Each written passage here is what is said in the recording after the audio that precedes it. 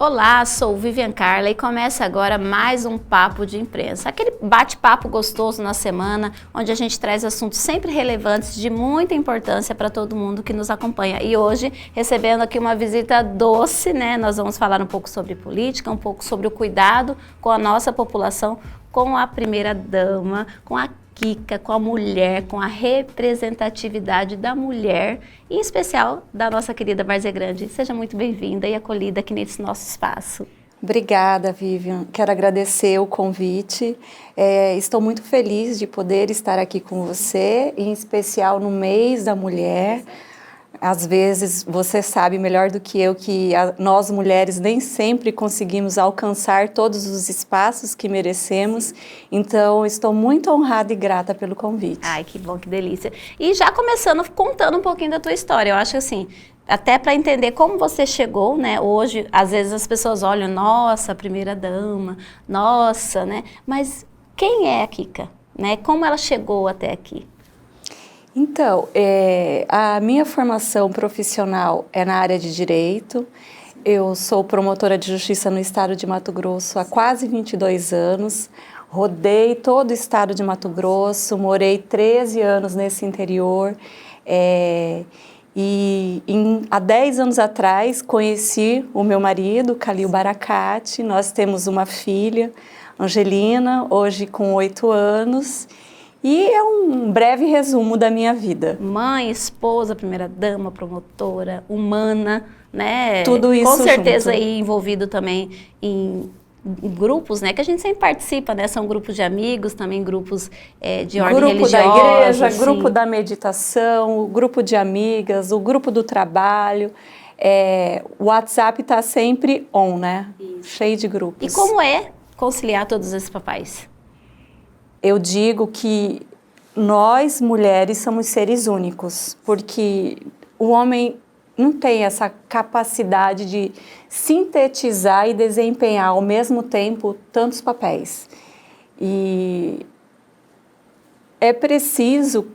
eu precisei com o tempo aprender a construir uma forma de dividir o meu tempo e especialmente não me sentir culpada nos dias que eu não consigo fazer tudo o que eu me propus a fazer. Então, é um dia de cada vez, esse é o meu lema. Gente, um dia de cada vez. Já começamos com muitos ensinamentos aqui na fala, né? Porque, às vezes, mulheres que nos acompanham aí, homens também, prestem bem atenção nesse assunto. Nos preocupamos em entregar tudo. E a gente é cobrada para ser boa em tudo. E tá tudo bem não ser boa em tudo, tá tudo bem você não dar conta de tudo, né? E olha quem tá falando. Às vezes você fala, mas Vivi, eu tô aqui na minha casa, eu tenho uma função aqui que nem é tão... Olha só, gente, nós estamos falando de pessoas que têm representatividade. Nós estamos falando de pessoas que têm muitas responsabilidades e que mesmo assim tá tudo bem. Um dia de cada vez, hoje não dei conta de tudo, mas amanhã é um novo dia. Eu acho que isso é muito importante para a gente poder plantar na cabecinha das mulheres, não, Kika?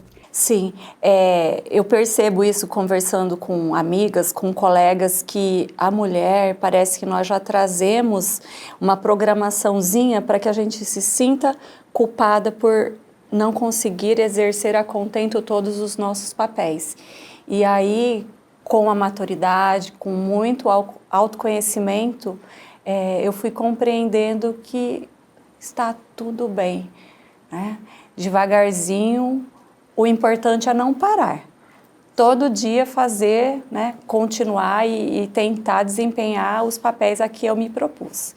E no dia que nem tudo funcionou, amanhã é um outro dia e vamos lá, né? Esse um dia de cada vez, ele é fantástico. Como foi, assim, adentrar a uma casa que presta serviço à população? Como foi? Eu tenho muita curiosidade de entender, eu acredito que quem nos acompanha também tem essa curiosidade. Como é adentrar? Como é o dia a dia ali de uma primeira-dama? Então, eu, em razão do meu cargo, sou promotora de justiça, não me afastei, também não me afastaria do cargo de promotora de justiça, porque o Ministério Público é a minha vida. Era o meu sonho, eu estudei, eu sou oriunda de uma faculdade pública e tenho muito orgulho de falar isso, que eu sou oriunda da UFMT. Eu entendo que pela educação a mulher pode chegar aonde ela quiser efetivamente. Se eu estou onde eu estou, com certeza muito é em razão da educação, do estudo. E então, em razão dessa dessa missão promotora de justiça, eu não estou 100% na gestão, mas como voluntária eu estou lá. Então, nesses momentos em que eu consigo me ausentar do meu trabalho, eu procuro estar 100% lá e fazer o tempo não de quantidade, mas um tempo de qualidade.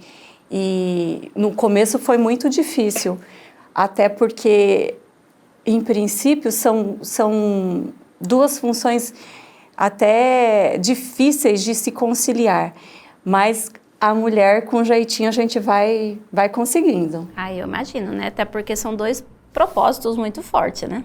São propósitos muito fortes e ambos trazem uma carga muito grande de responsabilidade.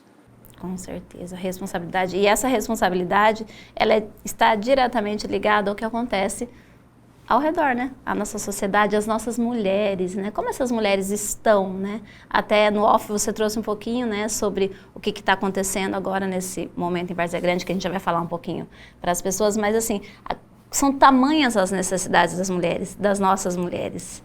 Sim, eu digo que desde que as primeiras mulheres decidiram pela necessidade se unirem e começarem a lutar por direitos, por mais igualdade, lá nos idos de 1900 na Rússia, até hoje, nós já caminhamos muito, nós já avançamos muito, mas é um caminho constante e ainda temos muito a alcançar. Recentemente, todos nós vimos na mídia declarações muito sexistas, machistas, vindas de um deputado. E quando nós nos deparamos com situações como essa, nós muitas vezes nos indagamos, né? Será que realmente avançamos? Será que realmente conquistamos? Na minha opinião, sim, nós avançamos, mas esse avanço precisa ser constante. E aí eu volto na educação também. Eu acho que uma das maiores responsabilidades nossas enquanto mulheres e mães é educarmos os nossos filhos para que eles enxerguem a mulher de uma maneira diferente. Esse eu acho que é talvez um dos grandes legados da mulher, educar filhos melhores para o mundo. Olha só, é profundo aqui o negócio, está ficando profundo. Tem uma fala que me veio de um outro entrevistado, né, num outro momento, em que ele trouxe uma fala onde ele é um profissional da arte, né, e ele trouxe uma fala que me impactou muito durante a semana e tem muito a ver com o que você está falando sobre legado, que é a importância do que ele está construindo agora. Que até ele disse, talvez o que ele está construindo agora não é para ele, né, ele está colocando o tijolinho dele, né, fazendo a parte dele em relação à missão e o propósito da vida dele. Mas isso daí é uma coisa que ele está deixando para que talvez, né, aquelas mulheres lá de 1900 e lá vai bolinha, né, e um tempo atrás, talvez ela seja a mulher que começou a construir algumas coisas para que coisas que hoje nós estamos usufruindo. Exatamente. Talvez a nossa parte, talvez a gente não vá ver tudo que a gente está construindo, mas com certeza muitas pessoas serão beneficiadas desse nosso sacrifício diário, desse carinho, né? Que é o que você trouxe com muita definição na tua apresentação. É fazer o que a gente tem que fazer, mas fazer com carinho, fazer com essa pitada de amor. Eu penso muito sobre isso, que essa caminhada constante que a mulher vem desde lá 1900 executando, ela precisa ser feita com firmeza, mas também de uma forma doce, de uma forma afetuosa, de uma forma muito respeitosa, porque essa é uma das características femininas e que distingue a mulher do homem, esse olhar sensível para tudo. Sim, exatamente. Acho que dentro de cada uma dentro da tua área, cada uma dentro da tua profissão, a gente pode sim ser exigente, a gente pode sim ser gestora, ser líder, né? E a gente pode puxar a orelha com amor, né? Tem uma parceira minha que é psicóloga que ela fala que é sacode com amor que a gente dá, né? É realmente chamar a pessoa para a responsabilidade dela, porque é total dela, mas com aquele jeitinho que a gente traz, né? Fazendo a pessoa enxergar por que ela está fazendo aquilo e o que aquilo está trazendo de resultado para ela. E até com os nossos filhos, né, Kika? Hoje, né, muitas vezes os nossos filhos, eles se deparam hoje com a tamanha informação que chega para eles, que não chegava na nossa infância, né? E se a gente não tem esse cuidado também de trazer eles para a responsabilidade do que eles estão absorvendo, como fica o futuro dessa geração? O que você vê como mãe em relação a essa quantidade de informação que os nossos filhos recebem hoje? Esse tema específico é um assunto que me preocupa muito. Eu tenho 2 filhos, um de 13 do meu primeiro casamento e a Angelina, agora do meu casamento atual com o Calil. E eu percebo exatamente isso que você disse. A informação chega e nem sempre a informação correta e a informação adequada para a idade dessas crianças. Então, lá em casa eu sou a chata, porque muitos aplicativos eu não permito. Sim, porque é preciso que a gente entenda com doçura, né? Entenda o que eles estão preparados para entender e de que forma isso vai ser reproduzido. Exatamente, e nós sabemos que a criança, o adolescente, aprende pelo exemplo. Né? A palavra fala, o exemplo arrasta, né? Isso. É isso mesmo. Hoje, né, trazendo um pouquinho da realidade do que acontece, né, nos nossos municípios, na nossa cidade, em especial em Várzea Grande, como anda esse movimento até dessa retomada agora que as crianças estão na aula e as mães voltando a trabalhar, como que está sendo? O que você pode trazer um pouquinho para a gente sobre o que está acontecendo atualmente? Várzea Grande retomou a aula presencial. Os 2 últimos anos, durante a pandemia, nós ficamos de forma híbrida e agora eu vejo assim, a felicidade dos professores, dos diretores em receber novamente esses alunos. E eu penso que é o momento de correr atrás, né? Porque é impossível dizer que durante esse período não houveram algumas perdas. Aconteceram em todos os locais. E é o momento de correr atrás e eu acredito que a educação várzea-grandense vai fazer isso com muita eficiência.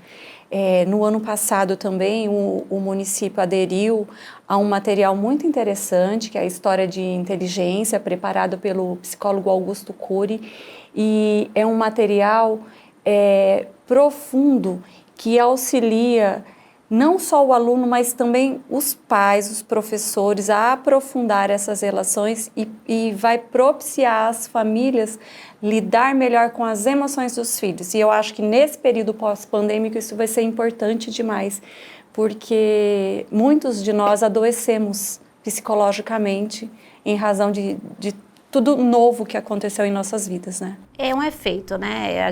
Da mesma forma como a gente trouxe a importância do que nós estamos construindo hoje para deixar, né, para uma próxima geração esse legado, nós também temos que reconhecer que a pandemia também construiu, né, coisas boas e coisas não tão boas assim, né? A questão é como a gente lidar com isso. E a questão da educação como um todo, que eu acho interessante nessa sua fala, que é justamente isso, porque às vezes a gente se preocupa só em que nota o meu filho está tirando, né, em como ele está, sei lá, se ele está entregando suas tarefas, se ele está fazendo o seu trabalho, mas é muito além. A gente está falando de um ser humano que está lidando ali com conflitos, que está lidando ali com a realidade de informação e de falta de informação, porque muitas vezes você cuida do seu filho, né? Eu fico pensando nas mulheres, você cuida do seu filho, mas e aí quando ele se depara com os amigos, quando ele está numa roda, como lidar com essa quantidade de informações? E falar de inteligência emocional para as crianças, eu sou assim, eu fico maravilhada, eu fico muito feliz de saber da importância, eu não conhecia desse projeto. Eu acho que tem tudo a somar e eu acho que isso deve trazer uma força muito grande para os pais também, né? Sim, o Calil, ele vem de uma família de educadores, ele é neto da professora Sarita Baracate, que o lema dela era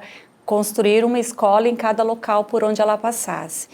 E eu acredito que uma das marcas que já está surgindo da gestão dele é esse olhar humanizado, é não olhar para as pessoas como números, mas como seres humanos.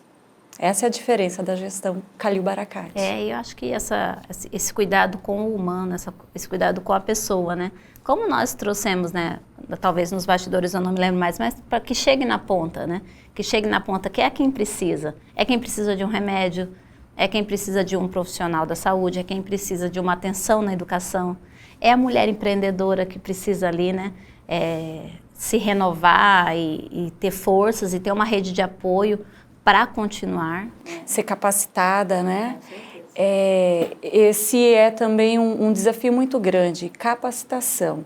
E agora lá em Várzea Grande, o município firmou convênio com várias entidades do terceiro setor, Senar, com a IFMT, e inclusive esse mês, estão acontecendo vários cursos dos mais diversos e em todos os períodos do dia.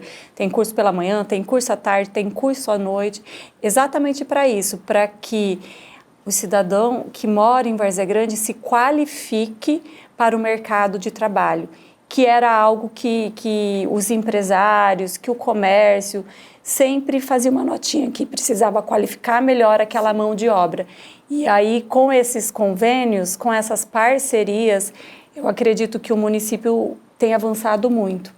E nesse ponto específico também da qualificação, e aí que a experiência como promotora de justiça me trouxe bastante sensibilidade para o tema, o que eu percebia quando eu trabalhei numa vara de violência doméstica, por exemplo. Muitas vezes a mulher vítima de violência doméstica, ela não conseguia romper em definitivo aquele ciclo em razão de depender economicamente do agressor. E isso me entristecia demais, porque enquanto promotora de justiça, enquanto com papel atuante no mundo jurídico, eu ficava restrita ali ao processo. Então, eu podia auxiliar aquela mulher apenas durante o processo. E agora, como um presente de Deus, eu tenho essa oportunidade de tentar fazer um pouco além, que é enxergar que essa mulher, ela precisa também de qualificação, ela precisa de um emprego para que ela possa ter o direito de escolha, que é escolher por ela, se ela quer sair daquela relação ou se ela vai ficar presa naquela relação apenas por depender financeiramente, economicamente do agressor. Você trouxe um ponto muito importante, é uma longa caminhada. Os abusos, eles começam de uma forma muito encapada, né? As pessoas não percebem. Então, desde quando a mulher ela começa a sofrer os abusos, até quando ela toma a decisão de tipo, eu não quero mais isso para mim, já é longo. E aí, quando ela toma essa decisão, ela precisa de uma rede de apoio, né? Porque ir até a justiça fazer uma denúncia é o primeiro ponto, mas dali para frente, né? A garantia da segurança, a garantia da sobrevivência, da proteção dos filhos, né? E a dependência emocional também, né? Que às vezes ela acha que gosta, ela acha que aquele é o mundo dela. Então, é um caminho longo a percorrer, é necessário uma rede de apoio não só das pessoas próximas, que geralmente são as primeiras que só criticam e não ajudam, e muitas vezes a mulher, ela precisa depender de um serviço terceirizado mesmo, ela precisa depender de pessoas que não são ligadas a ela emocionalmente para que ela continue. Porque está incumbido em nós mulheres o ponto de criticar, o ponto de julgar. Ah, mas ela está nessa relação porque ela quer, né? Mas se ela quisesse, ela saía dessa relação, porque isso daí a gente vem ouvindo das nossas gerações antigas, e elas porque também replicavam ideias, né? Então, são crenças que estão, né, enraizadas. Exatamente. Eu fico pensando, e aí só para fazer um paralelo, até porque eu achei bacana a forma como você intercalou os assuntos, né? Ali, né, naquela hora como promotora, ouvindo os casos e vendo a realidade das coisas, e hoje podendo, se de repente não fazendo até o final, mas direcionando, qual que é a satisfação? É muito grande você poder contribuir para uma mudança de vida. E muitas vezes as pessoas dizem, mas é muito pouco, ou você não consegue atingir todo mundo. Eu sei disso. Uma vez eu li uma fábula que eu tirei como uma lição de vida. Era sobre um beija-flor que estava no incêndio da floresta. E o beija-flor vinha, enchia o biquinho e levava lá. E os outros animais da floresta todos riam dele e falavam, você acha que você vai apagar o incêndio? E ele disse, não vou apagar o incêndio, mas eu vou fazer a minha parte. Então, é isso que eu levo para a minha vida. Eu vou fazer a minha parte.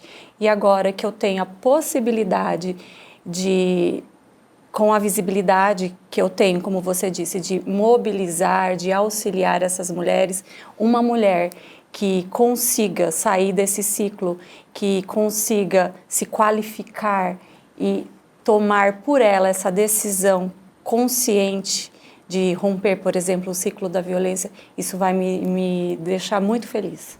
Fazer a nossa parte. esse é um recado que fica para você que nos acompanha e que muitas vezes, né, se preocupa em criticar, se preocupa em reclamar, se preocupa em pontuar e não aproveita esse mesmo tempo e essa mesma energia e disposição para fazer um pouquinho. Porque se todo mundo, né, deixasse de lado esse lado nosso de zona de conforto, esse nosso lado de ficar reclamando e pegasse para fazer, eu tenho certeza que hoje nós estaríamos numa situação melhor, mas calma que dá tempo. Você pode começar agora, depois que você ouviu essa fala, né, e ouvindo esse bate-papo, começar a fazer a tua parte e também contribuir para o mundo melhor. E eu queria conhecer um pouquinho sobre como funciona, até porque você falou sobre um gabinete, né, que funciona voltado a ações transformadoras. Eu queria entender um pouquinho como que funciona.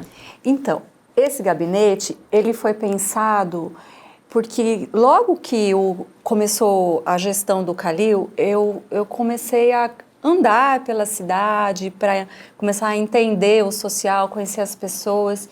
E o que eu percebi?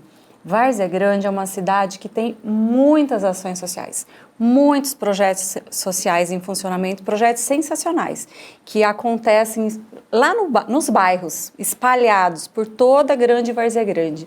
E muitas vezes esses projetos, eles têm até fila de espera das crianças. Nós temos lá, por exemplo, um projeto de fanfarras que tem 300 crianças em listas de espera. E aí, sentada com algumas amigas, porque todo esse gabinete ele é voluntário, ele se chama Gabinete de Apoio para Ações Transformadoras. As pessoas que estão lá atuam voluntariamente. E conversando, nós chegamos à conclusão de que nós não precisávamos inventar a roda já existia lá, já estava funcionando, então a gente precisava só de combustível para que aqueles projetos funcionassem de uma maneira melhor, mais eficaz, que pudesse atender cada vez mais a população. E então o gabinete, neste momento a gente está fazendo o levantamento de todos esses projetos que existem, os projetos sérios, que gozem de credibilidade, para que o gabinete possa verificar como é que a gente pode apoiar esse projeto. E o primeiro grande evento feito pelo GAAT foi o Bazar do Bem.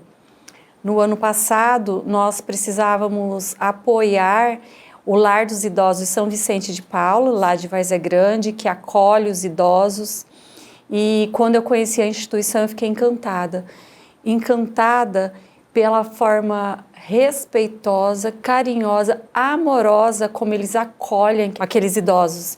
E me chamou muita atenção o cabelo daqueles idosos que estão lá, todos arrumados, aquele cabelo brilhoso que te mostrava que realmente eles são bem cuidados. E eles estavam no fim do ano com muita dificuldade, porque como a gente vem desses 2 anos de pandemia, eles não estavam fazendo eventos e eles sobreviviam de doações e de uma parcela, uma contrapartida que o município envia mensalmente.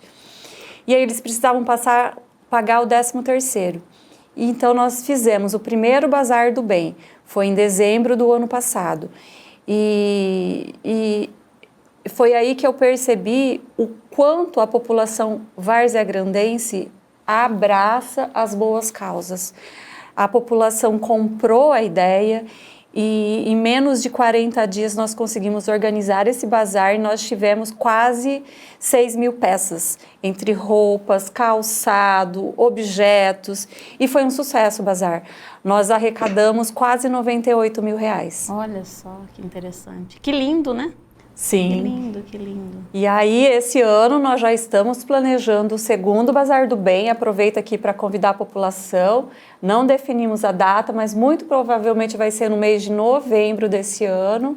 E aí a gente vai pensar qual a instituição e qual a causa nobre que o GAAT vai abraçar nesse ano. É muito interessante a sua fala, né? Onde a gente fala que a gente não precisa criar roda, né? Que a roda já existe. Na verdade, a gente precisa buscar ouvir as pessoas, porque se a gente parar de falar demais e começar a ouvir um pouquinho as necessidades das pessoas e lindos projetos e lindas ideias que já existem, por que a gente não pode de repente unir, eu falo que nós somos conexões, né? Então assim, unir de repente uma pessoa que está precisando com uma pessoa que pode ajudar né? Tem muitas pessoas, e eu acredito que você conheça, que não sabem nem como ajudar. Sim, e na nossa página do Instagram, a definição do GAAT, desse gabinete, é exatamente essa. Você captou bem a nossa ideia. O GAAT é para servir de elo entre os projetos que existem, as pessoas que precisam de ajuda e quem está ali, à disposição para ser voluntário. E o ser voluntário, às vezes as pessoas também acham que é só ser voluntário com uma quantia financeira.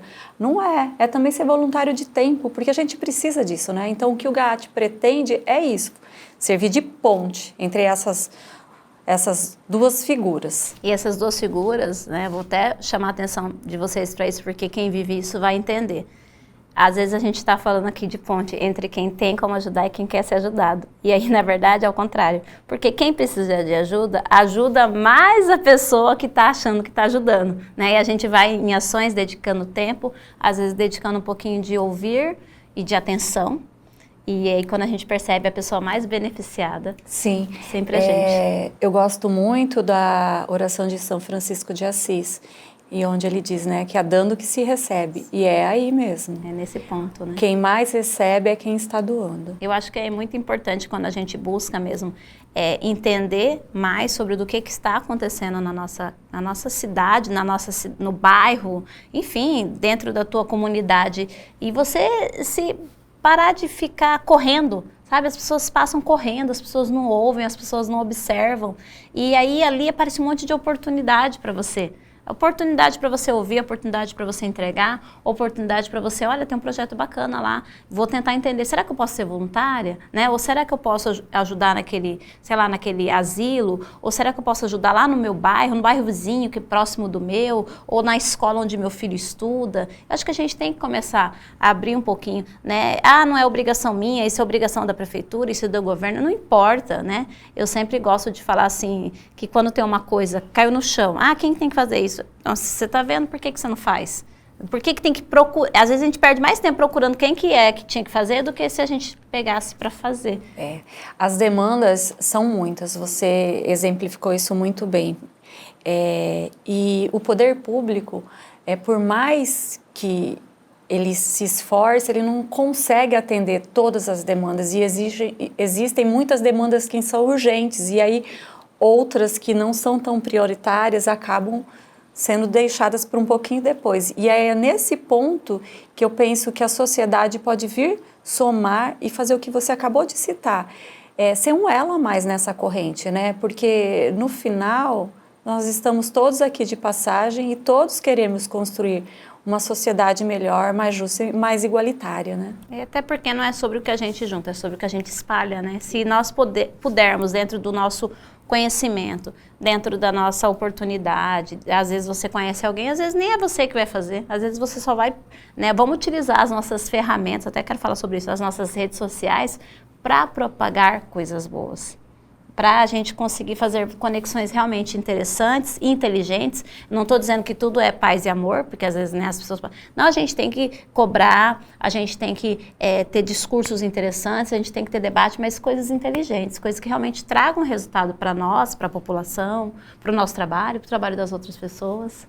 É verdade. Né? Acho que é pontuar de forma inteligente. Ter críticas são interessantes. Até porque já pensou se não tivéssemos críticas, como seria?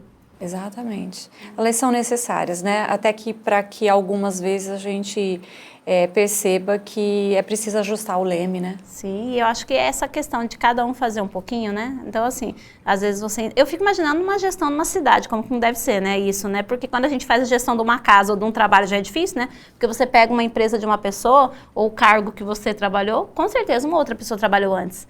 E aí você teve que achar o seu jeito de adaptar com aquelas coisas que já existiam, que já estavam funcionando, trazer as suas ideias, a sua equipe, ajustar para entregar um melhor resultado. Eu fico imaginando na gestão de um município, na gestão de um trabalho social, né, que você entra, você também não pode impor a tua verdade como uma absoluta, né, ou talvez trazer a tua verdade como única. Então você tem que ter esse respeito com o que já estava acontecendo, né, trazer um olhar cuidadoso e trazer novas ideias. Vamos experimentar de outra forma, né? Eu não sei, tô muito errado ou estou desenhando o que tá? É isso mesmo.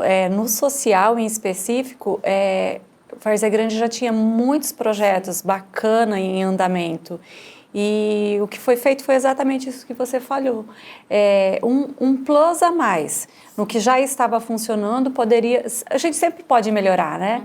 Então, era só acrescentar um pouquinho a mais para que se torne melhor ainda. Eu acho que todos nós precisamos deixar de lado uma palavra que eu falava com os meus filhos quando eu era criança, eu que.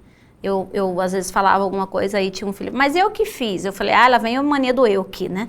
Eu que fiz. Não importa quem fez, importa que alguém fez. Porque às vezes você dá um parabéns no coletivo e a pessoa fica chateada, né? Eu falava assim, não, tira o eu que.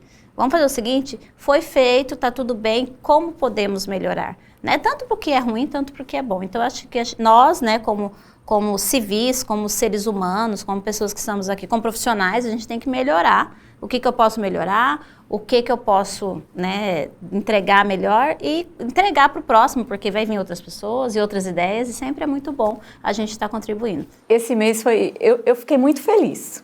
Deixa eu te contar como que nasceu o mês da mulher.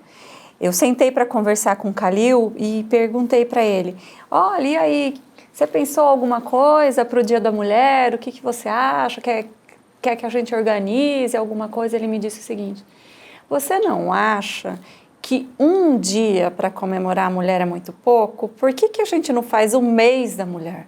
Falei, lindo. Aplausos para você, é isso mesmo, a mulher tem que ser celebrada o ano todo, né? Nós ainda precisamos, todo mês de março, estarmos aqui levantando as nossas bandeiras para que as pessoas que estão ali, os homens, a sociedade, entendam que a mulher pode chegar onde ela quiser. Então, ainda é necessário. Eu sei que lá no futuro, nossas filhas, nossas netas, talvez não precisem de um mês dedicado a elas, mas hoje ainda é necessário. E foi aí que surgiu a ideia do Várzea Grande Mais Mulher. É um mês todo dedicado a workshops que estão acontecendo para que essa mulher varzea-grandense, para a servidora pública, para toda a população feminina em geral, para que ela saiba que ela está sendo vista, enxergada com carinho. E foi assim que nós pensamos esses workshops que estão acontecendo em 3 polos da cidade. Nós estamos levando para a mulher varzea-grandense uma distração, um carinho. Estão acontecendo workshops de beleza, de maquiagem, de gastronomia, de mesa posta, workshop de autoestima, para que a mulher se lembre sempre do quão importante ela é, porque nessa nossa correria de acumular papéis, nós já falamos sobre isso, nós muitas vezes acabamos esquecendo de nós mesmas, né? Nós sempre nos deixamos lá para trás. Então, esse mês, esses workshops foi pensado para isso, para que a mulher se lembre da importância dela, para que ela aprenda que, em primeiro lugar, sempre tem que ser ela. Sim, e é até forte, né, falar sobre isso, porque nós precisamos de um mês para a gente lembrar que a gente é importante, né, e ainda precisamos, né, decorrente de muita coisa que já aconteceu lá atrás. Mas esse momento, esse gostinho, essa sensação que a gente recebeu não só no dia 8, mas como a gente vem recebendo durante todo o mês, a gente tem que guardar num potinho isso e lembrar todo dia. Como uma fragrância, como uma música, quando você ouve ou você sente o cheiro e você volta, se remete, né?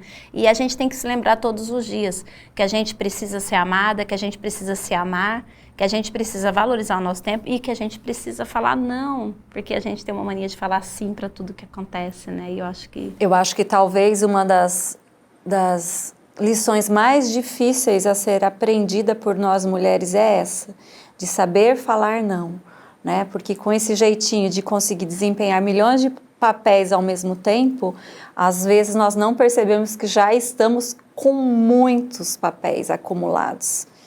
Eu tenho essa dificuldade de falar não, mas é um aprender diário. Com certeza, até porque até uma atividade que eu sempre convido as mulheres a fazer, é sempre você sentar e colocar no papel tudo aquilo que você faz. Porque muitas vezes você não sabe, né? Teve uma situação com uma colega, que eu quero até que você comente sobre essa situação, que eu sentei com ela e falei, coloca tudo no papel, tudo o que você faz na empresa. Ela, mas eu nem sei.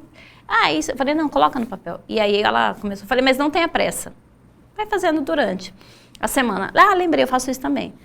Deu tanta coisa. E aí ela leu e falou assim, nossa, eu faço tudo isso, né? E ela ficou chocada. Aí ela falou assim, na hora que eu for pedir aumento, eu vou levar lá esse papel. Eu falei, exatamente, é isso mesmo, né? Uma outra colega veio aqui também e me ensinou uma situação que ela recebeu uma proposta de trabalho, uma proposta desafiadora, e aí ela levou a proposta financeira dela, e aí a pessoa que ia contar falou, olha, não tenho condições de pagar, porque você vai ganhar mais que tal figura da minha empresa. Ela falou, olha, não tenho culpa que essa tal figura da tua empresa é mal remunerada. E eu achei fantástico aquilo, uma lição que eu trouxe para minha vida. E é isso, né? Eu acho que a gente precisa realmente entender, elencar os nossos papéis. Eu acho que é uma... Entender o nosso valor, né? Exatamente. Entender o nosso valor. E não existe ninguém neste universo que vai entregar isso pra gente, a não ser a gente mesmo, né? E aí a importância do autoconhecimento, né? De começar a olhar para si e buscar ferramentas. E nesse ponto eu acho que as redes sociais têm também, como tudo na vida tem um lado ruim, mas também pode agregar muita coisa boa, né? Hoje você tem tanto conteúdo gratuito que pode te ajudar a se construir, a se empoderar, né? E seria muito bom que as mulheres compreendessem isso. Eu sinto ainda uma dificuldade entre as mulheres, porque eu percebo que, infelizmente, ainda é um meio muito competitivo. As críticas que nós recebemos, se formos observar, as mais duras são vindas de outras mulheres. Isso é algo que me entristece e que me mostra que nós precisamos aprender a nos olhar com mais empatia, verdadeiramente, e não só para fazer propaganda, né? Teve uma época que a palavra sororidade estava muito em voga, eu acho que você se lembra disso. Todo mundo falava de sororidade, sororidade, sororidade. Mas na prática, a mulher que realmente entendia o que é a sororidade, não são muitas.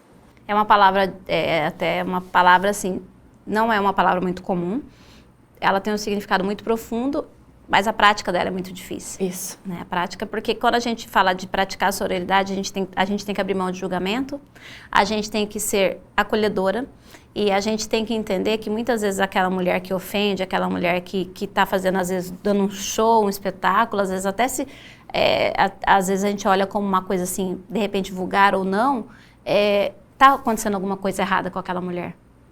Né? A gente tem que olhar não como um olhar de crítica, de apontar o dedo, mas falar o que será que está acontecendo? O que levou essa pessoa a fazer isso ou a abrir mão de determinadas coisas que para nós é importante, mas talvez no momento que aquela pessoa está vivendo, isso não é importante.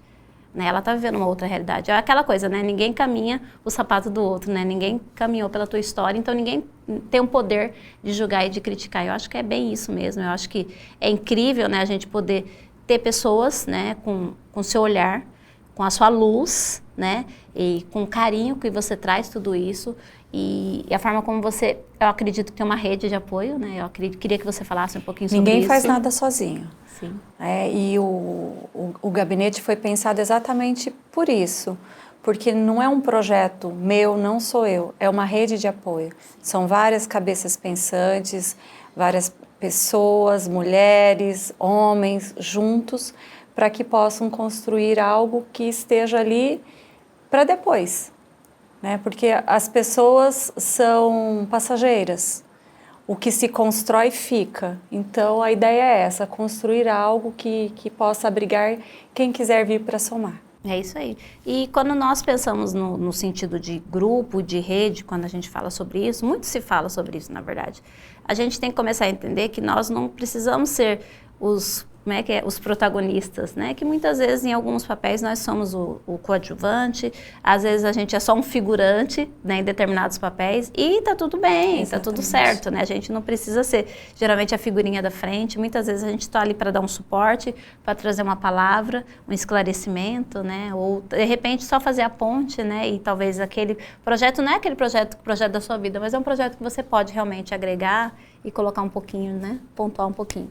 Nós já estamos chegando no instante final do nosso programa, que é uma notícia muito triste, que eu já pedi para a produção deixar esse programa de 3 horas, mas ninguém quer me ouvir aqui, né? Mas está tudo bem, uma hora eu dou conta de ter um programa bem comprido, mas brincadeiras à parte, é só mesmo para agradecer a tua presença, né? Nós aqui do Papo de Imprensa, do grupo AgroPlus TV, nós temos o privilégio, né, de através da comunicação contar histórias incríveis, contar projetos incríveis, trazer conhecimento para a população que muitas vezes desconhece do que acontece e aproveita para se basear em verdades, fake news e falta realmente de informação. Então, a gente usa deste poder de comunicação para poder trazer histórias fortes, projetos incríveis, né? Então, a minha palavra em nome do grupo é a de gratidão, né? Pela tua presença, pelo tempinho que você teve de vir aqui, junto à tua equipe que te acompanha sempre, e desejar o melhor para você na sua caminhada e que você volte sempre, porque aqui é um lugar teu, lugar, um espaço que você pode estar sempre trazendo pautas importantes, né? E, enfim, é isso. A palavra é de gratidão. Eu é que agradeço. Obrigado pelo tempo, pelo espaço, pela conversa. Muito obrigada. Isso aí, gente. Olha, espero que vocês tenham gostado, né? E caso você não tenha oportunidade de nos acompanhar no ao vivo, lembra que sempre lá na nossa plataforma de streaming fica salvo todos os programas aí do Papo de Imprensa e também dos outros colegas, no agroplus.tv. E a plataforma está incrível. Se eu fosse você, eu já acabava o programa aqui e já ia lá acessar para conhecer. E para mais informações, acesse aí o nosso site, o www.papodeimprensa.com.br. Até a próxima!